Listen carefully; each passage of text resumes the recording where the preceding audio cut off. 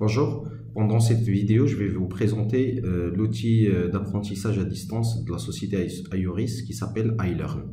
Donc iLearn, c'est une plateforme numérique e-learning, donc à travers laquelle les différentes parties prenantes d'une salle numérique virtuelle, une salle de cours bien sûr, pourront se connecter, interagir, communiquer ensemble, voir des présentations, les discuter, utiliser des ressources telles que des vidéos, des images, des fichiers, etc. tout en travaillant en groupe et d'une manière interactive et collaborative. Donc, cet outil permet et offre que ce soit à l'enseignant, à l'étudiant, l'élève et l'administration, donc un ensemble de fonctionnalités comme la gestion des classes, la gestion des élèves, des enseignants, la gestion des cours, la planification des cours, etc. Le partage des ressources multimédia telles que des audios, des vidéos, des animations, le partage des documents, la conversation et échange d'une manière instantanée, donc on peut lancer une campagne de chat, la diffusion des séances en direct, donc l'enseignant il peut lancer une séance d'une manière directe avec les élèves et eux ils peuvent suivre, interagir avec lui, etc. Et l'enseignant il garde la main sur les paramètres de la conférence tels que les micros des étudiants, etc. etc. Donc l'outil aussi il propose un tableau blanc, donc si l'enseignant il veut écrire, surtout s'il travaille avec une tablette, donc s'il veut écrire en même temps, décrire des démonstrations, etc. aux élèves. Le partage de son écran, s'il a des démonstrations sur son poste, donc il pourra travailler avec les élèves sur son poste et eux ils vont regarder son écran. Et bien sûr, la possibilité de lancer des sondages et des quiz pour les élèves et voir les réponses de ces derniers en temps réel. Donc, je vais passer à la démonstration. Donc, je vais me connecter d'abord avec un compte administrateur, donc un administrateur de l'école, donc celui qui a la possibilité de paramétrer les niveaux, les classes, les groupes d'élèves, paramétrer les enseignants, paramétrer les cours, les matières, etc. Et aussi les possibilités et les rôles de chacun des parties prenantes. Donc je vais cliquer sur connexion. Donc je vais me connecter avec un compte admin. Donc un login et un mot de passe bien sûr. Je clique sur connexion. Donc, je m'excuse. Donc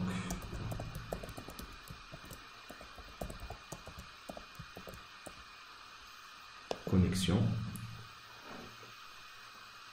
Donc une fois l'administrateur il est connecté, donc il est sur sa page d'accueil, donc il a une idée déjà sur son tableau de bord, les cours récemment consultés par lui. Donc là par exemple c'est un cours de la 4e année, de la petite section, là de ses collèges, etc., etc. Il peut cliquer à un cours pour rentrer dans les détails.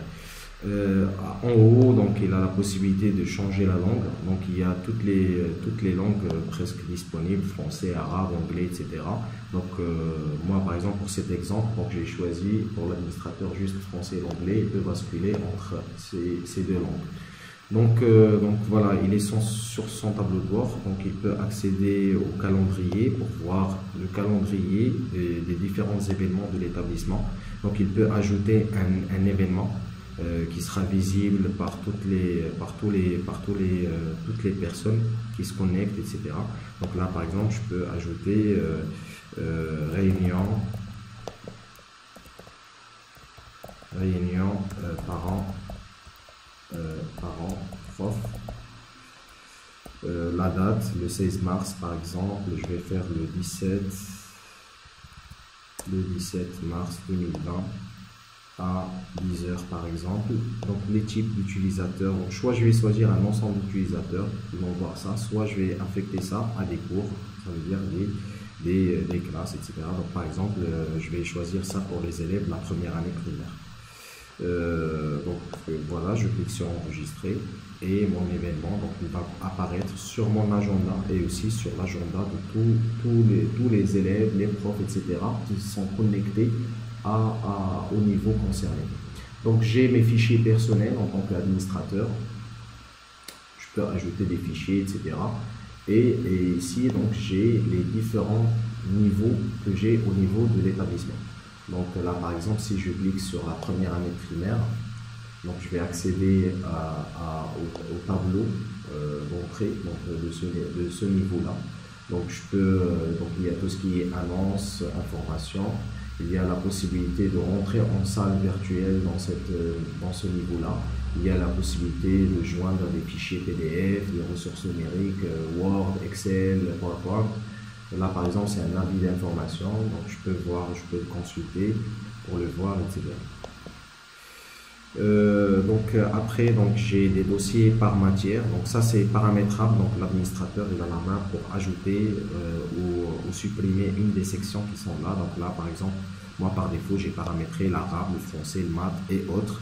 Je peux ajouter d'autres sections si je veux. Donc ici, j'ai le bouton activer le mode d'édition et je peux ajouter ce que je veux. Donc là, par exemple, je peux ajouter une autre section que je vais appeler, par exemple, activité parascolaire. Voilà, donc je peux ajouter des ressources, je peux ajouter par exemple un document sur dans la partie arabe. Par exemple, je vais ajouter une photo, donc photo de test, par exemple. Je peux écrire une description et ici je dois soit glisser, soit importer mon image. Par exemple, je vais ajouter une image de test, voilà, hop, elle est là. Donc une fois il est glissé, donc c'est bon. Donc je peux changer les paramètres, restreindre l'accès à cette image, etc. Sinon je garde le tout par défaut. Voilà, donc mon image elle est là, photo de test. Donc et si j'ai d'autres modifications, je peux changer aussi le libellé d'une matière ici ou d'une discipline et je clique sur entrée après la fin. Si je termine mes modifications, je dois quitter le mode édition. Comme ça j'ai la vision d'un enseignant ou d'un élève. Je peux consulter les participants de ce cours, de ce niveau. Par exemple, là j'ai par défaut la liste de tous les utilisateurs avec leur profil. Là par exemple, ça c'est un enseignant, ça c'est un étudiant, etc. Je peux voir leur profil, etc., etc. Je peux chercher par profil. Par exemple, je veux juste les enseignants de ce groupe. Et donc en bas, j'aurai la liste de ces personnes. Donc là j'ai 2 enseignants pour ce groupe. Voilà. Après, il y a tout ce qui est compétences, donc gestion des compétences à contrôler au fur et à mesure pour ce cours. Donc c'est un ensemble de compétences à paramétrer et à fur et à mesure, donc les évaluations, ils seront en liaison avec ces compétences. La partie notes, donc si je paramètre des quiz, etc. Donc j'ai ici les rapports à paramétrer, etc., etc. Et ici en bas, donc j'ai les différentes rubriques que j'avais sur la page d'accueil. Voilà, donc c'est ça donc pour le profil d'administrateur. Donc je peux modifier mon profil, je peux modifier mes préférences, mes messages personnels, parce que les étudiants et les profs, donc ils peuvent m'envoyer des messages personnels. Par exemple, si quelqu'un il a un problème au niveau de l'utilisation, il pourra me contacter, etc. Voilà, donc ça c'est pour le profil d'un administrateur. Je vais me connecter maintenant avec un compte d'un élève, donc pour voir son espace. Donc voilà, donc je vais choisir un élève démo. Donc une fois j'ai saisi le login et le mot de passe de l'élève, et comme je vous ai dit, généralement le mot de passe de l'élève c'est sa date de naissance. Comme ça, donc l'élève il ne va pas l'oublier à chaque fois. Donc une fois je suis sur le tableau de bord, donc moi en tant qu'élève, donc j'ai les cours sur lesquels je suis inscrit. Donc pour un élève de primaire par exemple, donc il a son cours, donc son programme de cours. Donc en haut il a la même chose, donc la possibilité de changer la langue, il a ses notifications, ses messages personnels, et il peut modifier son mot de passe, et voir ses notes, etc., etc. Il peut se déconnecter, tout bien évidemment. Il a l'accès au calendrier, mais par rapport à son périmètre, par exemple, il a une vue juste pour les événements qui concernent son niveau. Il a la possibilité d'ajouter aussi des fichiers personnels à lui pour révision, etc. Et il peut rentrer dans son cours. Donc en cliquant sur son cours, une fois il est dans son cours, comme ce qu'on a vu tout à l'heure avec le profil administrateur, donc il a la possibilité de voir les annonces, les informations, il a la possibilité d'intégrer la salle virtuelle, il a la possibilité de voir les différents avis et notes d'information, la photo qu'on a ajoutée tout à l'heure, donc il pourra cliquer dessus donc pour la consulter, la voir. Généralement il peut aussi voir ses camarades dans la classe, donc en cliquant sur le bouton participant. Donc ici, donc il peut voir ses camarades dans la classe, son enseignant, etc. Il peut voir ses badges, si l'école, donc il travaille par badge pour les encourager à travailler, avancer assez rapidement sur les cours. Il peut voir son niveau de compétence, ses notes dans les contrôles. Et ici, donc il y a généralité, donc l'essai, les matières, les disciplines qui sont programmées. Voilà. Si on revient à la partie page d'accueil du cours, donc on a le tableau du cours et voilà, donc l'étudiant, donc il peut consulter lui aussi les avis, il peut voir, ouvrir par exemple la photo donc qu'on a uploadé, qu'on a téléchargé sur la plateforme. Il peut revenir donc pour intégrer la salle virtuelle, donc s'il y a une séance programmée avec un enseignant, donc il pourra intégrer cette séance. Donc, et en bas, si vous avez remarqué, donc il y a l'historique de toutes les séances qui sont déjà passées. Donc il reste dans cette partie stockée pour une éventuelle revisualisation de la séance. Donc ici, je ne peux pas entrer dans la séance parce qu'il y a un message qui est affiché, on attend d'un modérateur pour pouvoir la joindre. Donc un enseignant, un étudiant, il ne peut pas accéder en live, en direct, sans qu'il y ait une présence d'un enseignant. Et voilà, donc on va tester tout à l'heure avec le cas d'un enseignant. Donc une fois l'enseignant il est connecté, donc il va s'afficher ici sans actualiser la page parce qu'il y a une actualisation automatique. Donc à ce moment-là, donc le bouton entrer dans la session il sera activé. Voilà, donc je vais me déconnecter pour tester et vous montrer le profil d'un enseignant. Donc ici, donc on va accéder avec un compte d'un enseignant.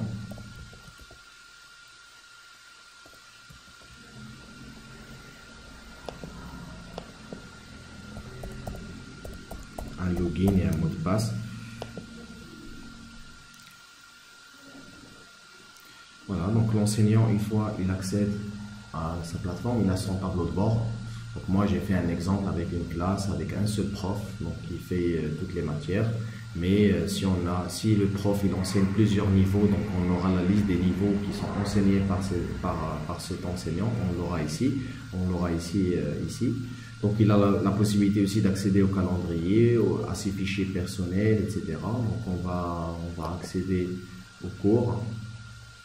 Et là, donc, il a la même vision. Par contre, il a la main pour modifier aussi, ajouter des ressources, sauvegarder son cours, modifier les paramètres, son carnet de notes, etc. etc. Donc, il peut ajouter des documents, bien sûr, dans les différentes rubriques. Là, par exemple, là, le français. Donc, si je veux ajouter, donc, je vais cliquer sur quitter, activer le mode édition.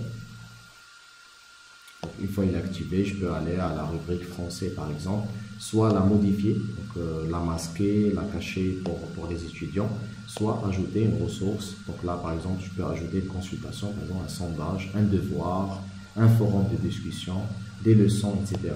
ou un fichier tout simplement. Donc il y a différentes possibilités qui sont offertes par notre plateforme. Et donc là, une fois je clique sur fichier, donc je dois choisir un fichier, etc. pour l'uploader et il sera visible comme celui qu'on a ajouté tout à l'heure pour la partie arabe. Donc je vais revenir à la peine de joindre un fichier. Donc je vais quitter le mode d'édition et je vais commencer une classe virtuelle avec mes élèves donc, qui sont en train de m'attendre pour intégrer la salle virtuelle. Donc je vais cliquer sur salle virtuelle. Donc il y a un message qui me sera affiché comme quoi cette salle elle est prête. Vous pouvez la rejoindre pour la session maintenant. Donc la même chose, comme l'élève, j'ai l'historique des séances enregistrées déjà pour cette séance, pour cette salle virtuelle. Je clique sur entrer la séance. Une fois que je clique sur entrer la séance, donc les élèves à ce moment-là, donc ils peuvent me rejoindre aussi et le bouton entrer dans la session, il sera débloqué chez eux. Voilà, ça c'est l'écran de chargement. La première des choses. Voilà, donc une fois j'accède, donc il y a les élèves qui sont déjà connectés, donc qui sont en train de m'attendre. Donc il y a plusieurs fonctionnalités, il y a des discussions publiques, je peux par exemple m'assurer que tout le monde il est là. Par exemple, bonjour tout le monde.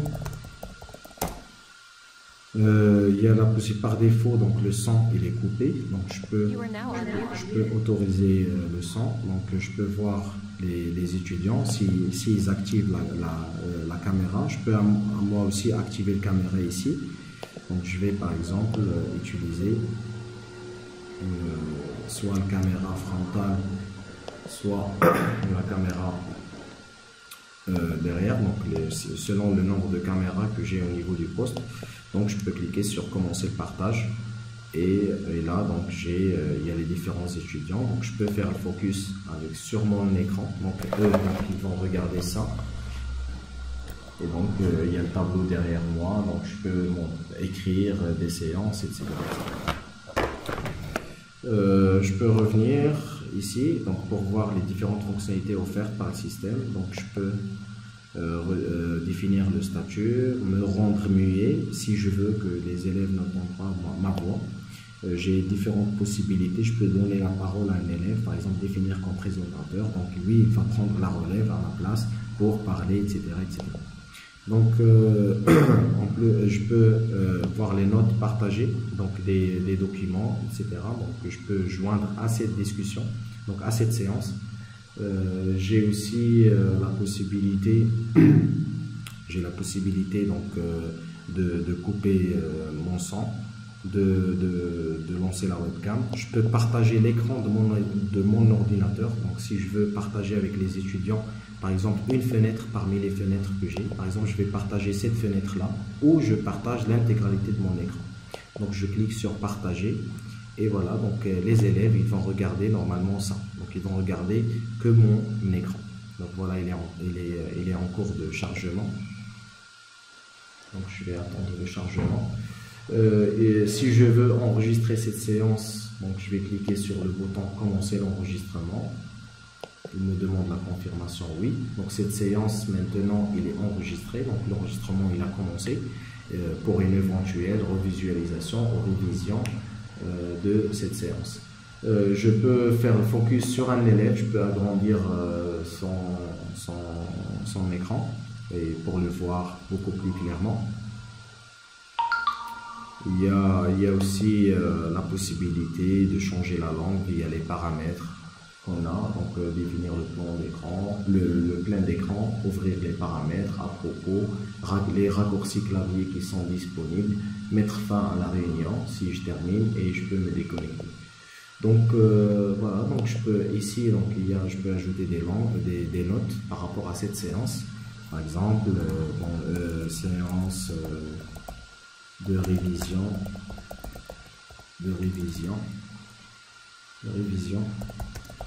avant contrôle,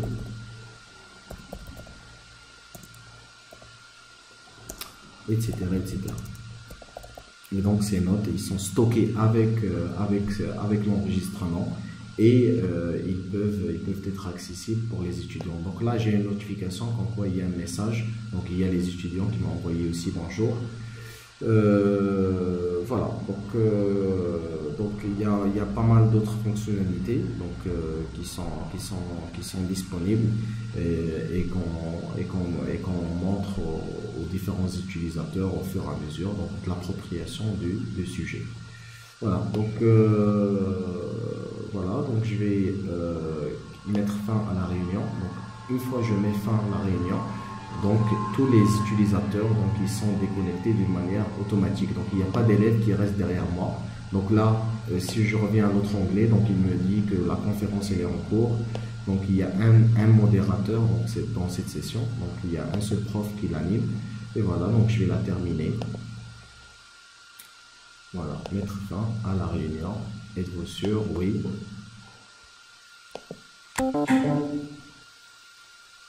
Voilà. Donc je reviens ici, donc l'écran il sera mis à jour d'une manière automatique. Donc voilà, la salle elle est encore une autre fois donc libre. Je peux changer les paramètres de cette salle virtuelle, etc., etc. Donc l'enregistrement est après 3 minutes donc de la fin de l'enregistrement, donc il est disponible sur cette liste pour une éventuelle revisualisation par les différents élèves et les participants d'une manière générale de cette classe. Donc d'une manière gros, voilà les disponibilités, les possibilités qu'a l'enseignant au niveau de notre plateforme iLearn. L'avantage de cette plateforme, encore une fois, c'est la simplicité. Donc notre équipe, c'est elle qui se charge de la création des niveaux, de l'importation des élèves, de la création des enseignants, donc tout le paramétrage. Donc l'école, il lui reste juste la partie vraiment paramétrage spécifique au niveau des cours. Pour cette partie, donc il y a notre équipe support pour tout ce qui est accompagnement, etc. Donc voilà, c'était tout pour cette séance. En restant à votre disposition, et si vous avez des questions, n'hésitez pas à nous contacter par mail ou par téléphone. Allez, merci.